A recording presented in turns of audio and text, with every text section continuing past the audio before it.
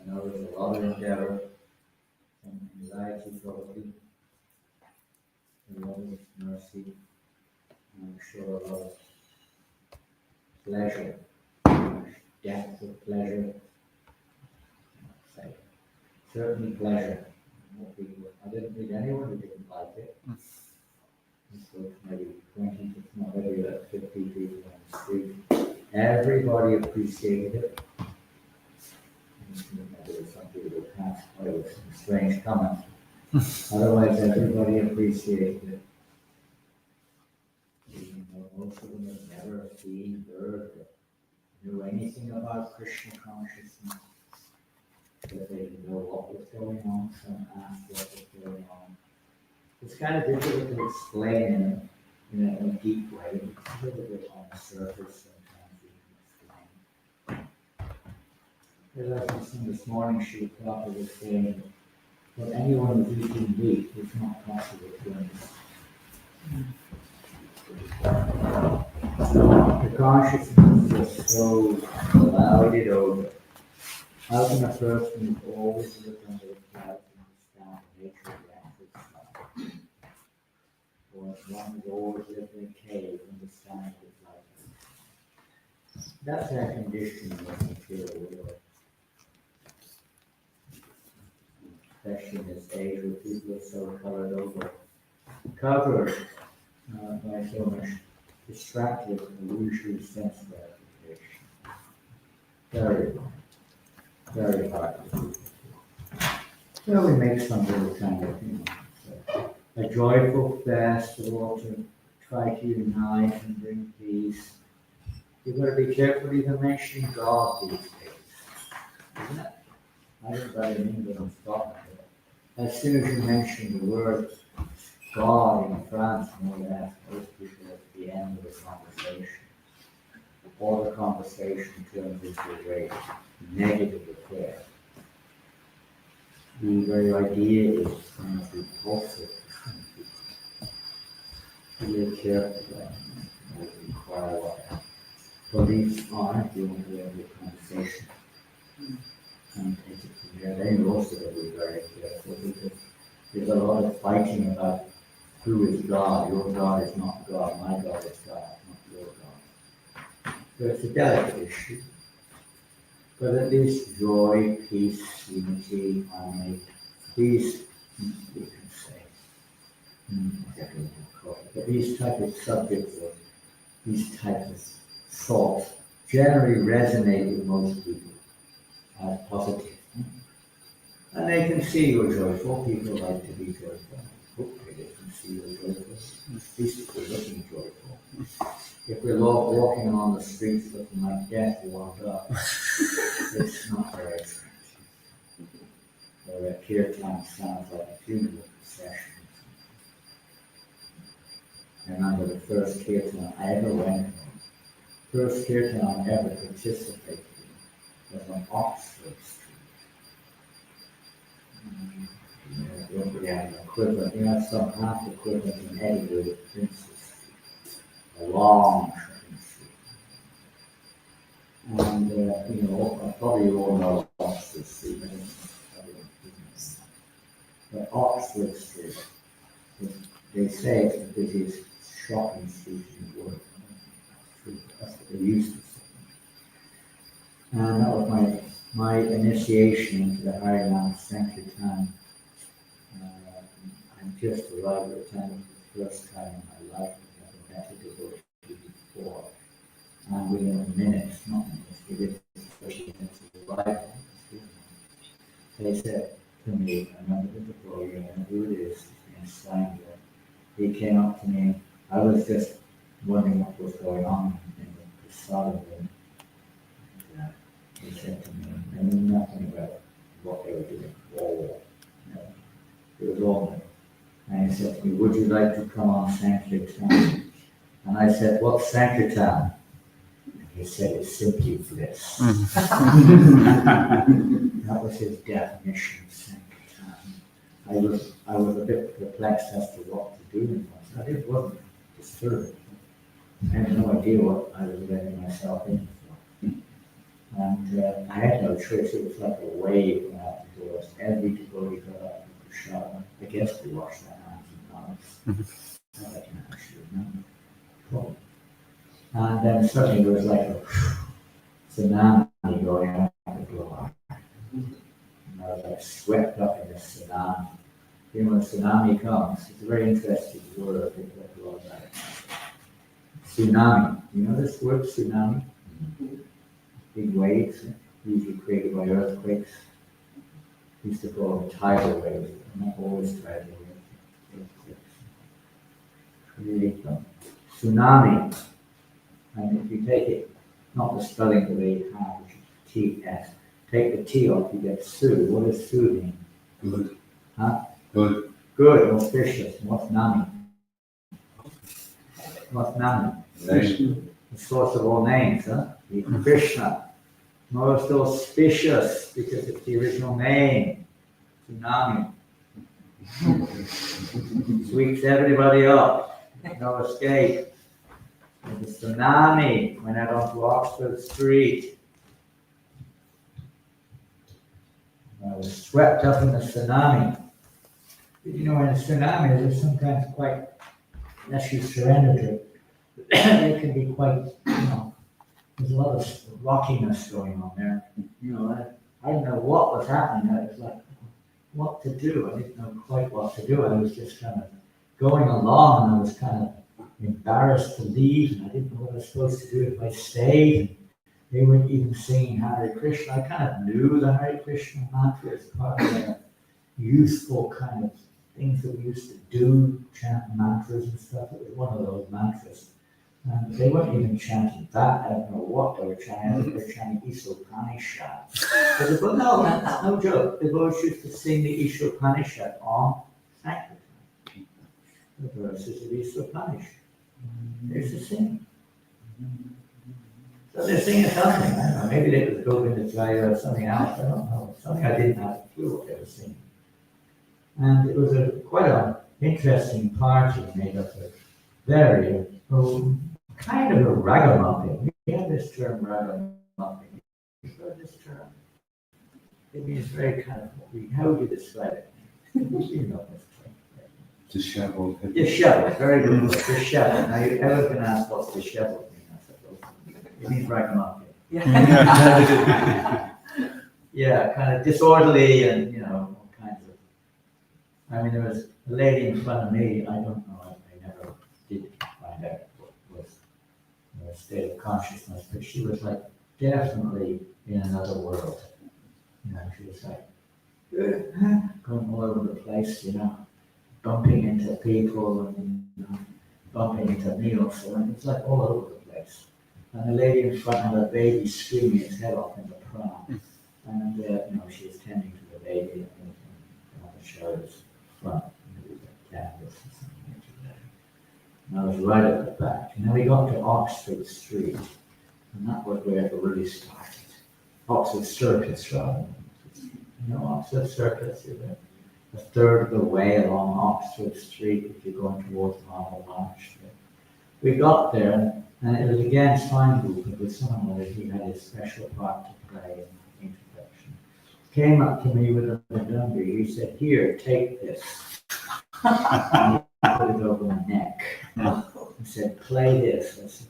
I was about to leave. I saw the medunga coming to the subway. There were people. Some people spat at me, and I could hear those at the back. I could hear all the comments of the public, There were others were just absorbed up in front doing what they were doing, and chant singing away, complete obliviousness of what was going on, I think.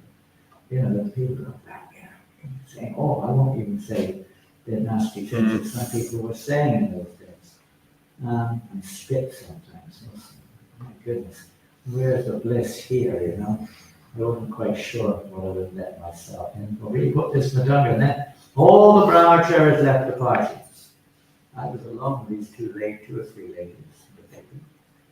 And they said, one of the ladies who was a little more together, was a little together, led the singing. And I was behind, boom, boom, boom. He said, "Just easy, just go like that, boom." I couldn't quite understand what he was trying to teach me. So I was just going boom, boom, boom. I was quite good at keeping the beat. Boom, boom, boom, boom, boom, boom, boom, boom, boom, boom, boom, boom. Now we went all the way to Marble Arch. Now that took over an hour. And then boom, boom, boom. All the men went off with magazines. They were all over the place. History, boom, boom, boom, boom. We got to Marble Arch and thought, my God, what can I do? I can't give it to the lady in the pram. The other lady is playing these cymbals and singing away there, and the other lady is got all over the world. That's what she's going to do. And I was stuck there with this drum, weird experience. And but there was something special going on at the same time. I thought, Marble Arch, Metro, Technical, Underground Station. Yeah. How will I get out of here? Who am I going to give this drum to and run? And then Simon came back and said, what's going on here? This sounds more like a funeral procession. Boom, boom, boom, boom, boom, boom. I said, okay, here, take your drum. I zoomed down this underground station. And I escaped.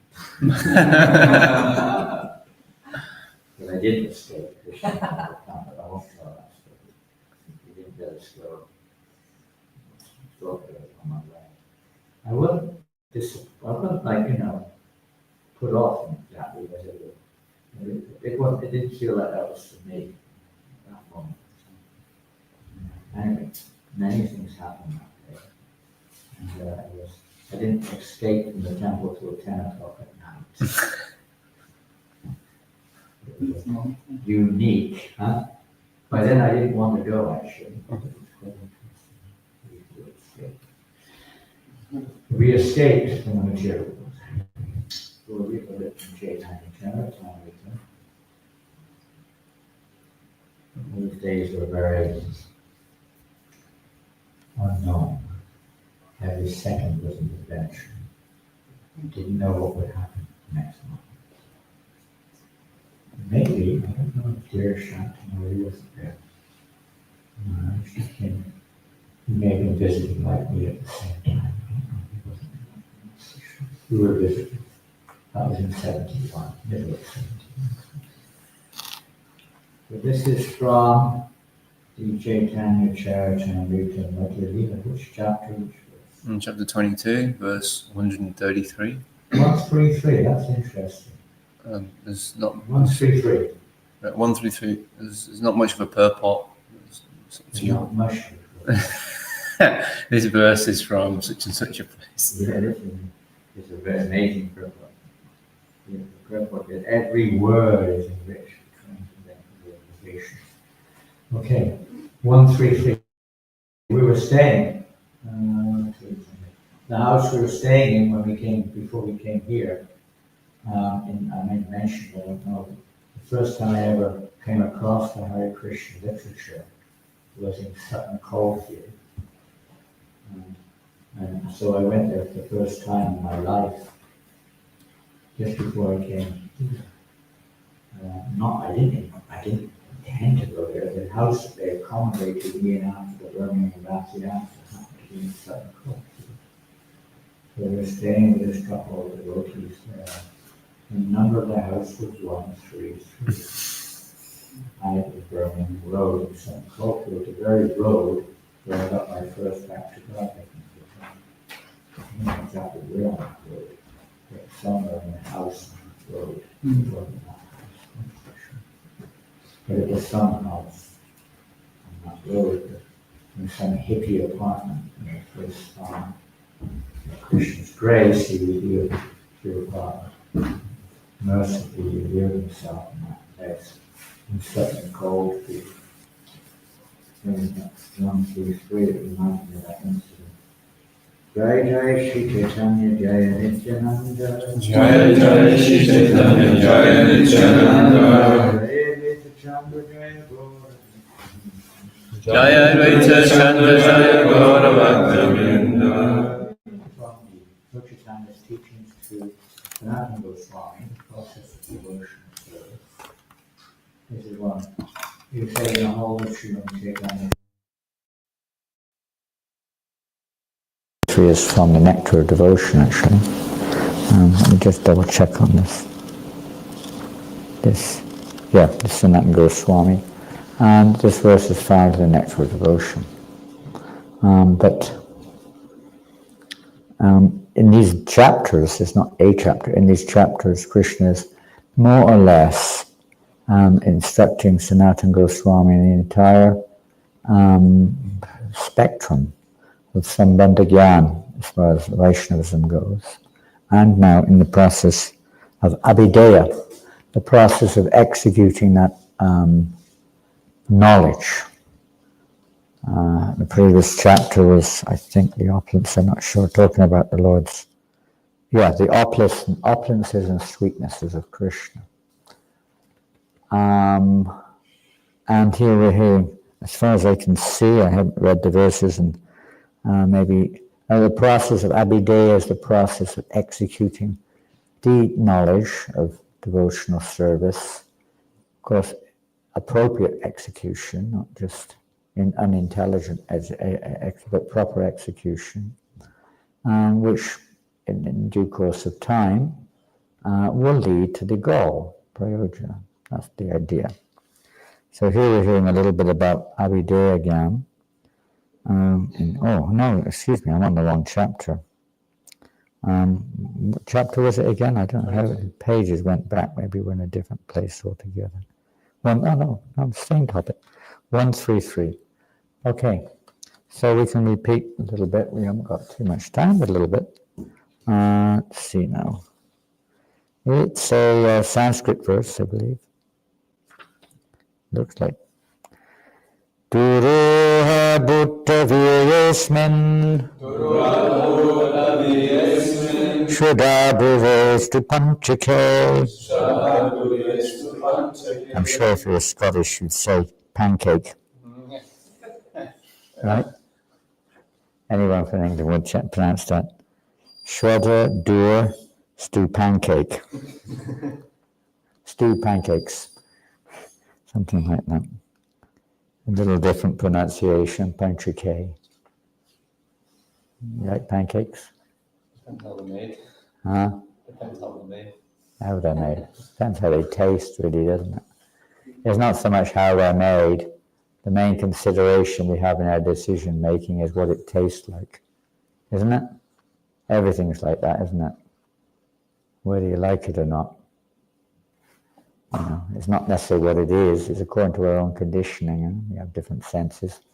And we like certain things and don't like others, and someone else likes what we don't like and doesn't like what we like, isn't it? So is the thing wrong, good, bad? What is it? And that's the whole problem of the material world. One side sees it as black, one side sees it as white, and they fight. Jate svapopi sambandha sadiyanda vajanmane. Because of the time restrictions, I'm going to move on. Dur uha. Have you got it up there? Yeah. Word for word. Can you see it or not? Just now coming. You've been associating with Indian people too long. Did you hear that? I say you've been associating with Indian people here. He's Indian. You've been associating with Indian people too long. Just now coming. 1 hour later. Where are you? Just now coming. Another hour. Just now. Oh, where go? No, he's Nepali. He's not Indian. Don't. He's from Nepal. He's from the top of the world. Nepal. He has to get a visa to go to his own country. Can you believe it? Because he's got British citizenship. Is that right? He has to get a visa to go to his own country, Nepal. Let's see.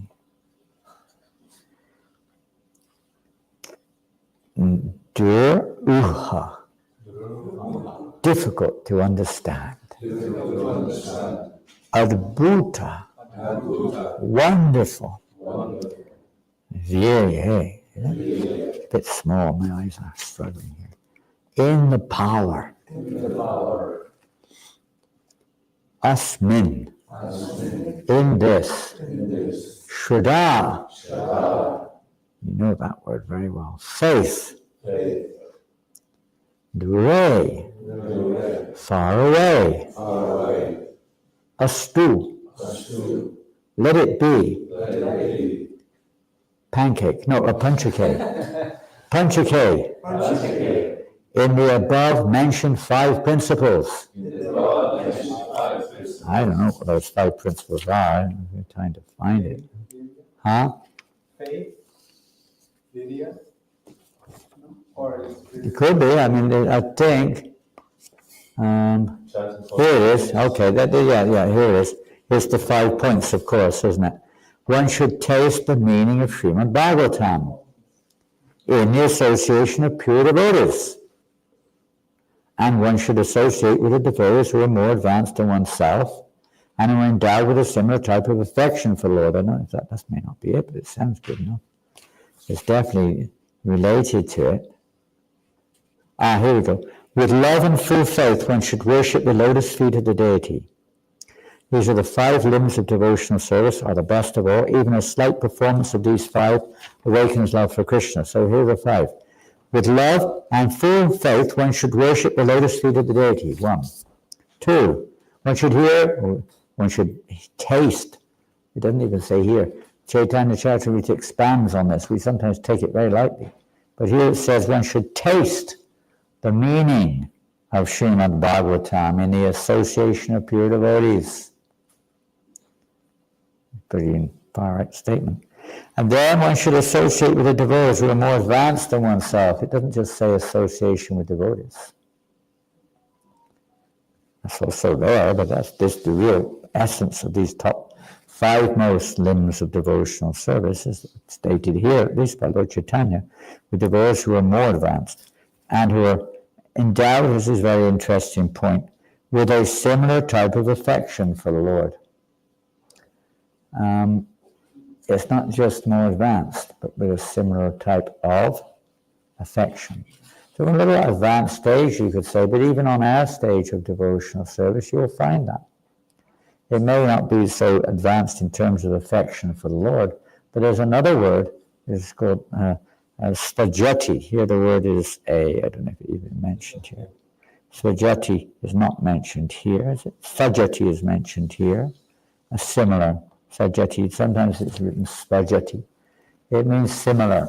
You have a similar kind of, you can understand each other. Now, in this world, even though a person may be on a very different level of consciousness in one sense, at least in terms of their desires and intentions, but somehow or another, you make an easy contact with people, even materialists. Not that we do that, by the way, but you'll find that some people you can easily connect with or relate with very easily in the material world. And amongst devotees, the same thing is there. You'll find certain individuals you can easily relate with. You have some, it's not necessarily you're doing the same thing. You may not even agree on it, but somehow, you can connect with each other and you can relate with each other. It's like you feel like you're brothers, or whatever you want to call it, soulmates, they use the word. Something, a mundane term, it doesn't really necessarily apply to reality, but that type of idea. In the material world, it's also there, this similarity of nature or ability to communicate with each other and understand each other. Sometimes you talk to somebody and they don't listen to a word you say. Practically, they often repeat the same thing back to you as if you've never heard of it before. It's quite common. Amongst devotees, it's very common. I guess we all respond differently. I kind of get a bit, what's the use, it's like that type of relationship isn't going anywhere without the hearing and the hear first. We never understand anyone unless we hear. Never. Especially Krishna. So this type of svajati here is sajati, similar, endowed, sajatiya asaye, with a similar type of affection for the Lord. And number two, what is mundane? It's not necessarily mundane. You will associate with people who are into, if you're into the Highland Games, for instance. I think Lesmahago is famous for the Highland Games.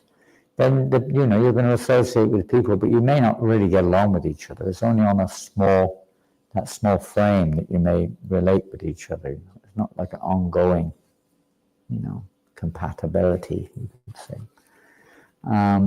And the same in Krishna consciousness. Most of our relationships are based upon this small frame relationship.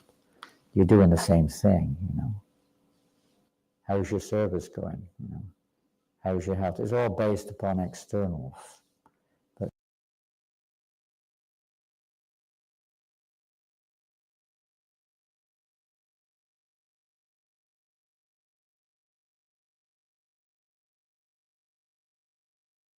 it may also be deeper than that without any knowledge of the reason why.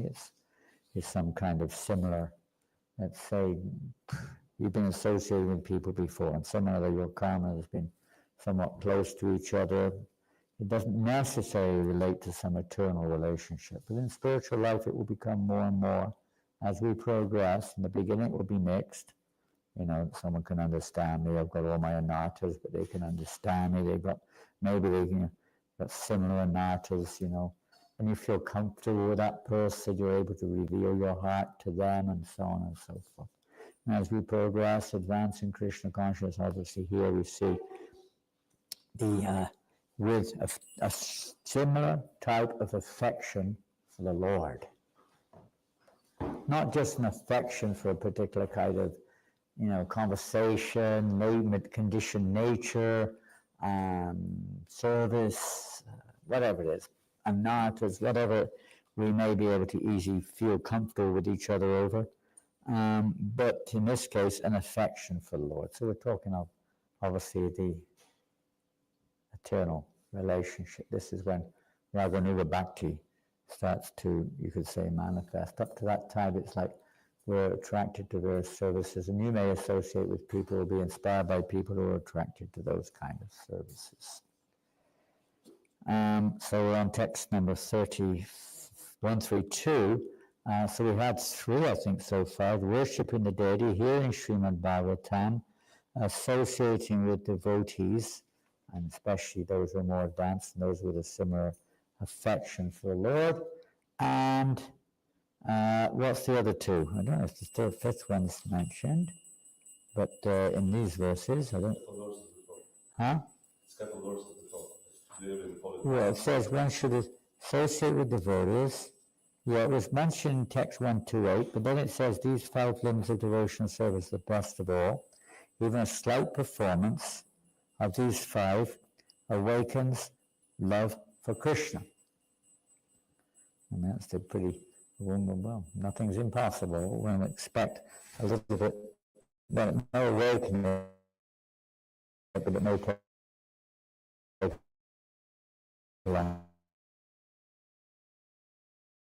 the absorption in one of these 5 would to complete one, which again is 5, but in 129, in 130, 131, and 132, it only appears to mention 4. And the 4th one mentioned here, I'm wrong. I read it. And then a short 2 words, which mentions the 5th point. And in text 132, it states, and reside in Lesmahago. No? Reside in, as he said, yes, we should reside in Lesmahago. It's a holy place. Is that right? We've been blessed by how much kirtan, advanced Vaishnavas, how much prasadam has been distributed. The deities have been worshipped here for decades. Everything's here in this temple room, isn't it? Everything's here. You hear Bhagavatam, you have congregational chanting, you associate with devotees, you hear you worship the deities, and this all makes it a holy place, and you're residing here, right? We may not be so holy, but the place is offering this opportunity. So these 5 points, residing in Vrindavan, and Prabhupada brought Vrindavan everywhere through this Sankirtan process.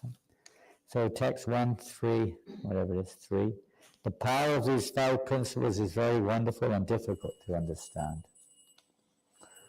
Even without facing them, a person who is offenseless can awaken his dormant love of Krishna simply by being a little connected with them.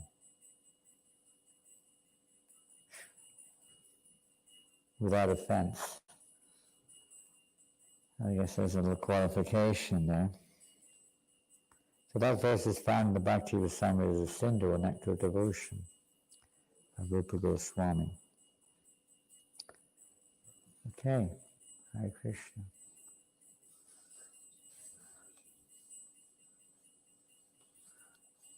I know one thing for sure, I'm still offensive. So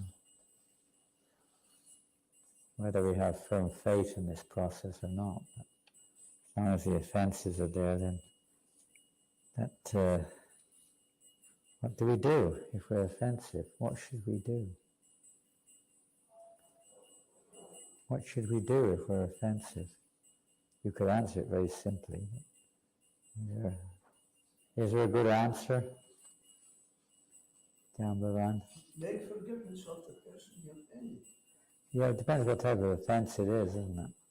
But that principle is basically the fundamental principle which is required, depending on what the offense is, isn't it? I mean, there's seva aparad. There's many types of offenses, aren't there? And there's Vaishnava aparad, that's more or less the situation is a little bit deeper than that. What other aparads are there, or offenses, besides Vaishnava aparad?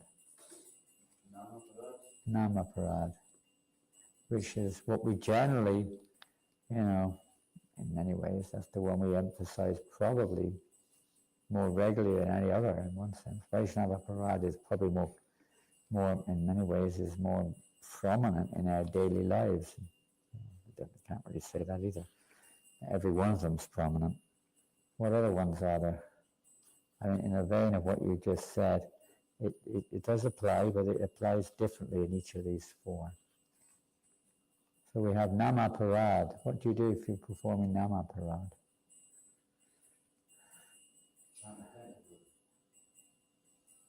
Why if you're not chanting attentively? Well, the answer would be very simple, chant attentively, but is there anything else? I mean, it's not easy to chant attentively, is it? I mean, in all honesty, I don't know, maybe. It's easy? Prabhupada said he tricked us, he said it was easy, but it's not so easy. It's not so easy. The mind is wild. And it's a big topic, it's a class, and it's more than a class, a life in itself. Anything specific? Come on, if you're consciously aware. I mean, Lord Chaitanya himself says when he recited the 6 Shastakam prayers, that he has no taste for chanting because of offenses. And you have to have a taste. You just heard that, you have to hear with taste. So what do? Carry on? What do? Just carry on? Yes? Srila Bhaktivinoda said, Avishranta Namalaya Anutapakara. So to carry on, Avishranta Namalaya Anutapakara means like remorse. With a feeling of remorse. Yeah, this again is the same with begging forgiveness from devotees. You can mechanically do that, and it usually is mechanical. Yeah, Prabhu, please forgive me. Please forgive me, right? You'll forgive me, won't you? You'll forgive me, Prabhu, won't you? I just said, please forgive me. Did you hear me? That may not be with a really heartfelt intention. Mechanical, ritualistic, and with no real sincere intent. That isn't what it means. And we brought up remorse, which is, again, a very deep topic, remorse. So with genuine sincerity, there has to be a real feeling there, remorse, that we are committing offenses while chanting the holy name, or in relationship to devotees. It's not just external, it has to be internal words, but they have to be backed up inside out with our inner anutapa, this feeling in our heart of remorse, fever. You're so, why did I, at least that should be there. Why did I do that? Why did I talk to that devotee like that? Why did I disturb that devotee? I'm such a wretch. Some kind of inner feeling. And they will go together in the chanting of the holy names.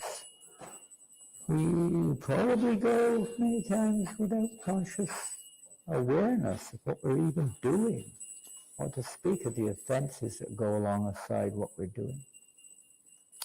Most common amongst them is inattention. But we have multiple material attachments. Many, we're not even aware that we're attached to them. And the other ones, they're more specific, you could say, but we say, I don't have a problem with that, but you'd be surprised how we do. I'll give an example. In 1966, this is the 60th anniversary of Iskcon this year, this month, in fact, this very month, July. And when Prabhupada was first in New York, in 2nd Avenue, he was like talking quite strongly against Mayavad. Now, I think everyone knows what, more or less anyway, what Mayavad is all about, don't you? I mean, or at least what the philosophy is, basically. That everything is one, right? There's no individuality in the absolute. Everything is one homogeneous energy. Brahma. So Prabhupada was talking a lot against this conclusion. It does exist, but he was talking against it as the conclusion. It's not the conclusion, it's a step. And the devotees, the new devotees, they're not even initiated. When they thought, that Prabhupada had some problem. When you have a problem with somebody, sometimes you talk about them over and over and over again. You can't get them off your mind. They're just like haunting your mind, haunting us. So the brothers said this anyway. That they thought maybe Swamiji, or one devotee, he thought Swamiji had a problem with some people, and therefore he couldn't get off his mind, and it kept kind of coming up in his talks. So he actually asked Srila Prabhupada this question: "What, Srila Prabhupada, they call Swamiji? Why are you always talking about these?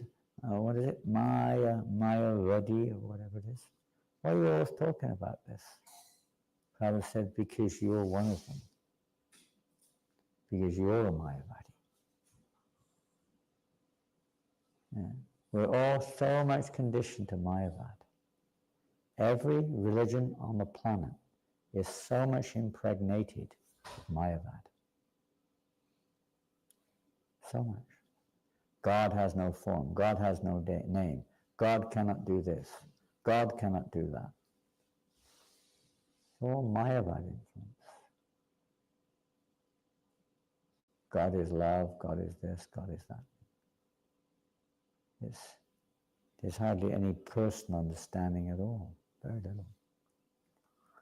So it's very pervading the world today, especially. And even in Hinduism, predominantly, even though the numerical numbers show about 500 million Vaishnavas. If you look it up on statistics, if you want to look at religion, Hindu Vaishnavas constitute 500 million. But how many of them are actually following the, strictly speaking, Vaishnavism? There's Shaktas, there's Mayavads, but the Vaishnavas are the most, according to the statistics. It doesn't seem like it when you go to India. but because almost everyone is, they may be worshipping. We went to a temple yesterday, but they're, is worshipping the Radha and Krishna, Sita Ramachman Hanuman, they have Shiva Parvati and Shiva Linga, and some are worshipping Kali, and they're all the gods. Huh? All the gods. They're all one. Worship who you choose. Another aspect of this Mayavad philosophy. And the deepest aspect of this Mayavad philosophy is to see ourselves in the center. Mayavad. We all see ourselves as the center of the universe, the center of Iskcon, the center of everything around me. It's me. I am in the center. Mayavad.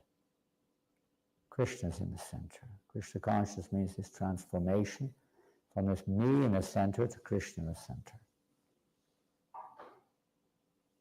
Anyway, it's a massive topic. That's just another one. What are the other two aparads? We've had three I did mention actually. Vaishnava aparad, Nama aparad, and Seva aparad, which I've mentioned. So, what is Seva aparad? What is Seva aparad? Save your apparads for later? No. What is Seva aparad? Mostly during deity worship. Yeah, mostly you can see. It can be during, daily worship is a very broad subject, even serving prasadam. Everything we do in one sense falls into that category, There's etiquettes, washing yourself improperly, serving with the wrong hand, so many things, wearing shoes in the wrong place. All these are various degrees of aparad, seva aparad, as well as direct daily worship apparatus. And they're important. It's not that we can avoid them, by the way. Prabhupada says there are so many you can't avoid them all.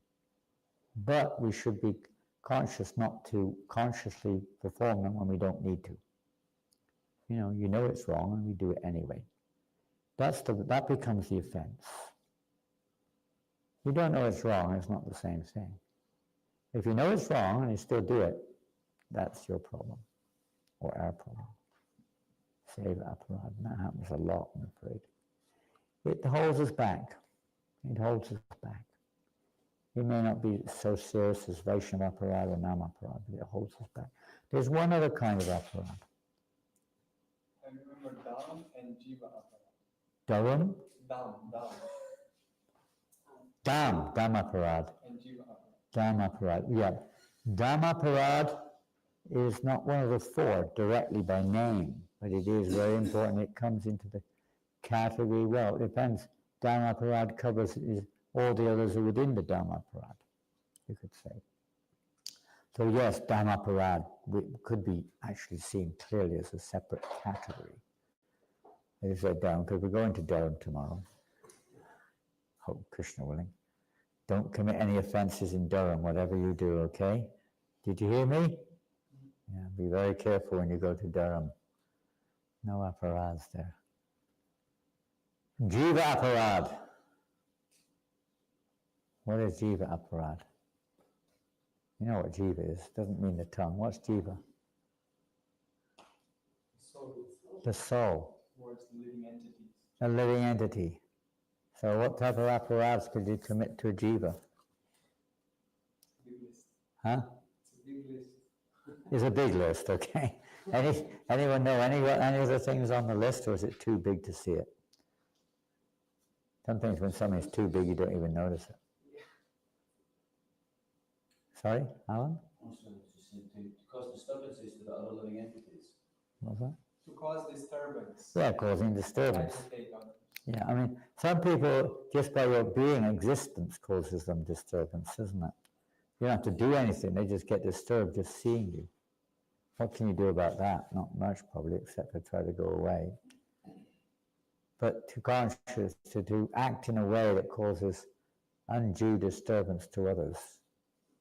Anything else? Or is that it?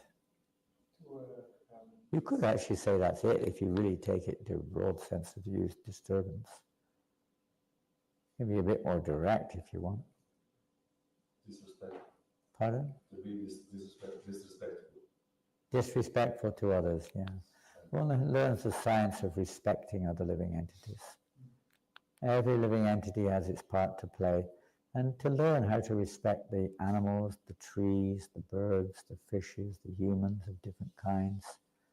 How to respect and not to be disrespectful towards any other living entity, and that can go to a very extreme, isn't it? I mean, killing them for no other reason that you don't like them, or for attaining some sensual result for oneself. What other jiva apparata? Anything else? Speak harshly. Yeah. They're all related. Where is Harsh? He didn't come today. Back to Harsh. You have a devotee named Back to Harsh. Was that his initiated name? Harsh? Back to Harsh. It doesn't mean the same thing, speaking harshly, speaking with anger or envy towards that person, being envious of other living entities. Being envious of other living entities, this is in one sense is the root of the whole thing. Being envious of others. This means envious of God. That's what it means. It was an offense. Everyone's Krishna's part and parcel. They're expansions of Krishna. They're being guided by Krishna. You know, if we're envious of someone else, then we're actually that is a symptom of our envy of God. You could go on, as I say, a long list. But there are categories which have many subcategories and so on. All these, and this is so common. Even, like for instance, we give an example. Sometimes some category of modern society is labeled in a certain way, and you know you feel really angry against them, even as devotees. That happens. You want to kill them or get rid of them. When I was a kid, we were brought up in England to hate communists. Communism was the devil's workshop. Yeah, this is good because you come from that sphere of the world. Now, when I went to Russia, I asked people my age, what were you taught? To hate the capitalists as the devil's workshop. We never met each other. And I thought, what a crazy education. It's crazy. We've never met each other.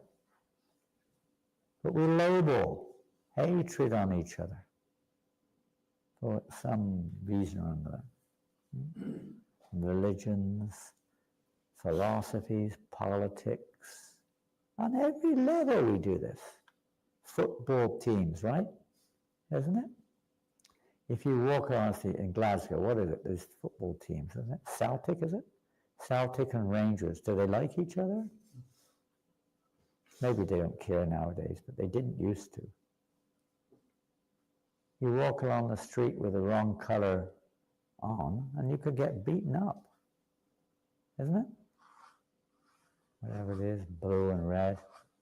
You have the wrong color on. Many times the first question asked, even on Sankirtan sometimes, you go to Liverpool, and sometimes people say, who do you support? Liverpool or Everton? You got to be careful what you say. They think, you know, if you say you don't, it's like Catholic, Protestant. So you got to say one or the other. You know, that's the key question in our lives. You say the right thing, they'll buy the book. It's madness, but anyway, that's life in the material world. This false creation of animosity towards others. Again, it's all based upon ignorance. And total ignorance of our identity. Ignorance of the tattva of Sambandha Gyan. Without Sambandha Gyan, you know, Abhidheya, everything else is not going to really fructify. You're going to be arguing, lamenting, I worked so hard And nobody shows me respect, and that guy over there does next to nothing. He gets all the maha. Yeah, he gets all the favors. Huh? Sometimes these things. Anyway, we'll finish there. And we'll start the purport. No, we read the purport already. I didn't read the last one word of the purport. 1.2.238. That's the last word of the purport. If you want to look it up in Bhakti Rasamrita Sindhu, you can. Here, Banu Maharaj has actually given, I think he's given the word for word there too in his commentary on. I don't know, no word for word, just a translation. There's another one coming out shortly, I believe, maybe a little bit more. Pardon? The BBT is producing. It's already released. Is it released? I haven't seen it. Study 5 volumes. breakdown the whole Bhakti Rasamrita Sindhu with comments and so on of the Acharyas. Now that's our Bible. This is Bhakti Rasamrita Sindhu. What we're hearing here is our Bible. It's a good idea to know one's Bible if you call yourself a Christian, isn't it? Well, I mean, it may be limited, or it may be reduced to what it was, but still you should know what you've got. And so the Lord Prabhupada said we should know what he's giving us. We should at least become familiar. We may not be able to remember it, but at least familiarize ourselves with it. Try to execute it in our lives. Srila Prabhupada Ki Jai. So we're off to Newcastle for the celebration of the 60th anniversary today of Iskcon and the 30th anniversary of the opening of the temple in where are they? Westgate Road or whatever, that Cottleton Street now. In Newcastle, there's an anniversary today. They're celebrating the anniversary. And we had the unique experience of starting the first temple in Newcastle back in 1980. The beginning of 1980, unique place. If we had the time, we'd take the devotees on a tour of Newcastle town, at the various places in Newcastle. Some of them don't exist anymore. We did that once. It was exciting. We do that in London now. We have Bury Place. Very nice, again, acquired. And it won't be long by the looks of it. I mean, there's only one person left there in that building, and he is the head of the clinic, the dental clinic. They have 3 floors. The top 3 floors are now empty, and the Iskcon's renovating the top 3 floors. I don't think they're putting it back. I would have suggested they put it back to what it was when we were there, but they don't. The ones who are doing it right now don't even know by the looks of it. I went there with them a few weeks ago and gave my memories of what it was like. But, yeah, work's going on, let's see. I'm a little difficult to put it back exactly, structurally speaking. And the dentist is a very nice man. I spoke to him for about 30 minutes. Indian man. Dr. Bharat. And he loves divorce. He takes prasadam. So I don't think they'll have problems negotiating for his move in due course of time. Yeah, so let's see. And that's a wonderful thing. Prabhupada will be very happy, I'm sure. And here in Scotland, maybe you'll get back. Forest Road, Edinburgh. That's the most famous temple in Scotland, Forest Road. Prabhupada went there, isn't it? What was that hall? Woodside Hall, was it? What was it called in Glasgow? Woodside Hall. I was amazed. I went there a few years ago for a program in one Indian's apartment, one of your members. You remember that? Where we went? You didn't go? There was someone over there. I don't know, Raina, I don't think you were there. That was about maybe 4 or 5 years ago. Maybe more, I don't know. We went in the apartment, and as we were going on, I looked across the road. There weren't many buildings on this. There was one building on the other side of the road, Woodside Hall. The place where Prabhupada went was right across the road, from exactly across, just like your hall over there, right across from here. Not that we're going to get that as a temple in Glasgow necessarily. I don't know what the area is like anyway, but, you know, these are places Prabhupada went. They're dams in one sense. But Forest Road, that property there was definitely something quite special. Quite special. You been inside? What is it going on there now? It's called Odd Fellows. Odd Fellows, it is like an institute, is it? It's some kind of a pub. Downstairs is a pub. What about upstairs? I haven't been in, but I thought the whole thing had been turned into like an Odd Fellows. Because I don't think we had the downstairs. I went there, I can't remember clearly. We only had the upstairs parts, I believe. Downstairs being a pub is quite normal. That's not unexpected. But upstairs, it being, I don't know what's going on. No idea. Big hall. I mean, bigger than this room. Srila Prabhupada Ki Jai. Zoom off.